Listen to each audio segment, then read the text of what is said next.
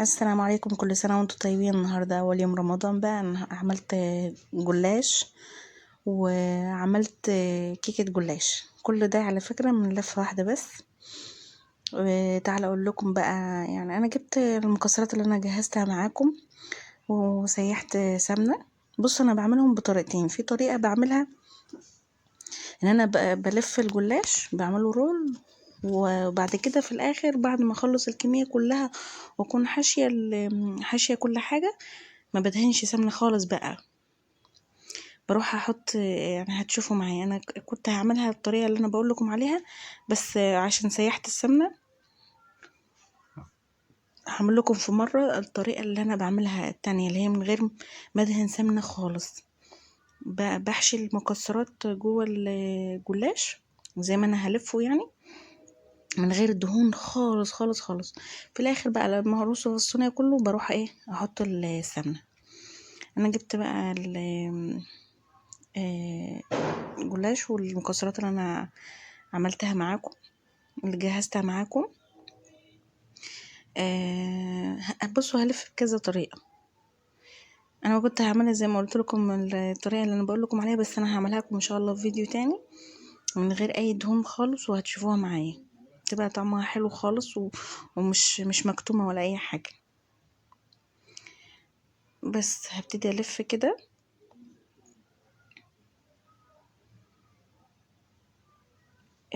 كان طعمه تحفة جدا. جربوه بقى. وعملتوا حلوياتي النهاردة، اكتبولي في الكومنتات. هبتدي اقطعه كده بالحجم اللي انتوا عاوزينه. بصوا، انا كمان في يعني انا قلت لكم ان انا هحط مفروض معلقتين من السيرب التقيل اللي انا عملته. انا نسيت، بس هبتدي احطه. الحشوة هتخف ان هي تقع شوية. زي ما قلت لكم انا جبت سيرب بس.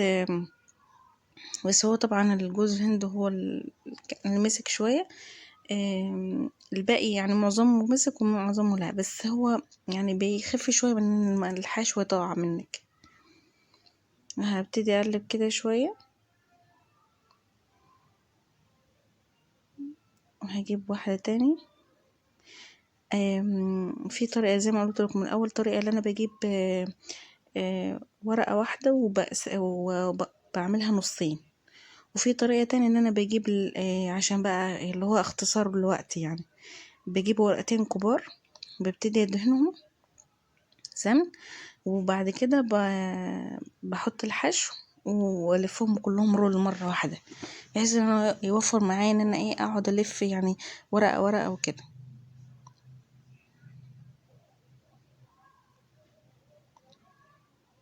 كتر بقى الحشو بتكون حلو خالص في الجلاش. هبتدي بقى، او مره عملته بالسوداني بس كان تحفه.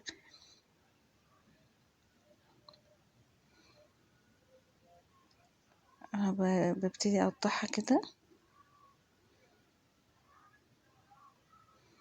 واحط بقى في الصينيه. يعتبر برضو انا بدهن يعني دهنه بسيطه من السمن، مش كترت يعني. بس الفكرة التانية انا قلتها لكم برضو هعملها لكم، لان هي طلعت بتكون مورقة خالص. واحد تاني برضو ابتدي. دي طريقة تانية اللي هو بتبقى فيها حتة كشكشة. جبت اتنين من الخلة من بتاعة الشيش طاووق، وهبتدي اديها لفتين كده في الاول، وهحط المكسرات. هتشوفوني بعد كده هطلعها ازاي. هتبقى فيها زي رسمة كشكشة كده، بتبقى شكلها حلو. هبتدي، شايفين بقى، بلف عصاية الشيش طاووق، بلفها مع الحشوة، وبتخفف لي. بصوا يعني، شايفين بتنظم لي كمان اللفة. شايفين بقى بتكش ازاي، زي يعني كشكشة يعني بتبقى شكلها حلو، بيطلع شكلها حلو خالص في السوا. بعد ما خلصت بقى ده اول صنف يعني من اللفة اللي انا بقول لكم عليها. هنبتدي بقى نعمل كيكة الجلاش. بصوا دي ليها كذا طريقة يعني.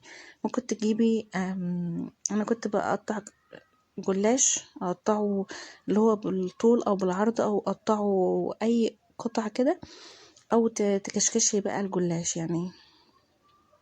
بس انا مش عارفة ايه اللي حصل في الكاميرا انا بصور، وجابت الصورة مش مبينها، بس مش عارفة ايه حصل ايه يعني كده. كشكشي الجلاش بقى بأي طريقة، تعملي وردة، تعملي يعني واحدة طول واحدة عرض، بيبقى شكله حلو خالص كمان. الطريقة بتاعته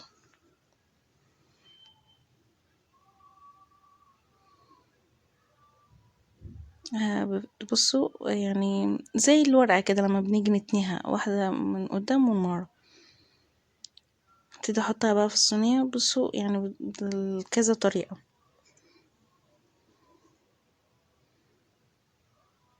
بصوا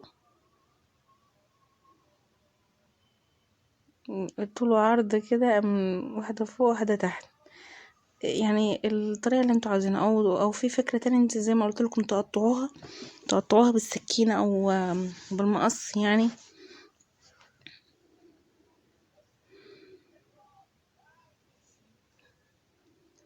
هبتدي اشكل بقى اللي هو شوية من ده وشوية من ده لحد ما اخلص اللفة اللي انا عاملاها، لان ما شاء الله اللفة كانت كبيرة، فعملت منها يعني كمية ما شاء الله.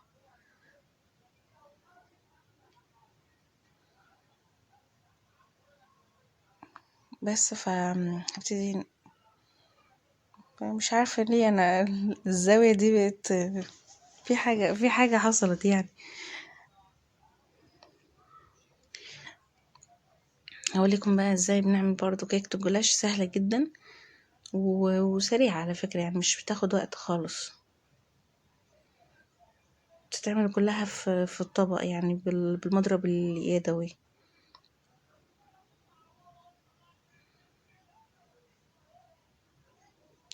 بس وهجيب طبق بعد ما عملت زي ما انتوا شفتوا الكشكشة بتاعة الجلاش. هجيب بيضتين. بصوا على حسب الصينية اللي عاوزين تحطوها. صينية صغيرة، لو صغيرة هيطلع معاكم الكيكة هتطلع معاكم عالية. وجبت فانيليا، حط عليها فانيليا ولبن، كوباية الا ربع من اللبن. يعني بصوا انا مكترتش، كوباية الا ربع من اللبن، نص كوباية سكر، ونص كوباية زيت، ودي كيس بيكنج باودر. هو زي ما قلت لكم يعني مكترتش من حقي، فاهماني؟ اللي هو متاخدش يعني حاجات سريعة. وزي ما قلت لكم نص كوباية سكر وزيت، نفس مقادير الكيكة السايلة بس. وبنحط معاهم البيكنج باودر. البيكنج باودر بيخليها هشة وبترتفع كده.